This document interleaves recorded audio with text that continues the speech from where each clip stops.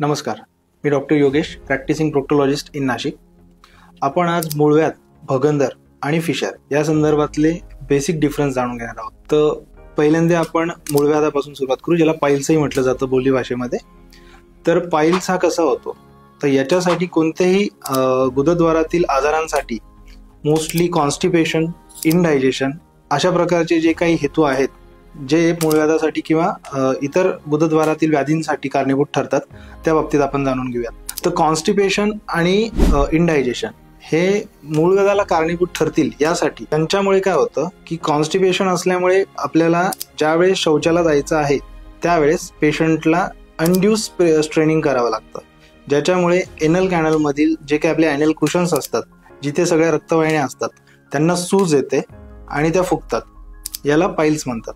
त्याच पद्धतीने पेशंटला ज्यावेळेस असं स्ट्रेनिंग करावं लागेल त्यावेळेस पेशंटला एनल कॅनलच्या इनर लाइनिंगमध्ये कट्स जातात, ज्याला आपण टियर म्हणू शकतो.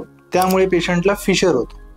तर हा बेसिक डिफरन्स मूळव्याध आणि फिशर या संदर्भातला आहे. तुम्हाला कोणत्याही पद्धतीच्या शौचाच्या जागेतील किंवा गुदद्वारातील व्याधी संदर्भातल्या कोणत्याही शंका असतील किंवा त्यांच्या संदर्भातली माहिती जाणून घ्यायची असेल तर तुम्ही खाली दिलेल्या ॲड्रेसवर आपल्याला कन्सल्ट करू शकतात. थँक्यू.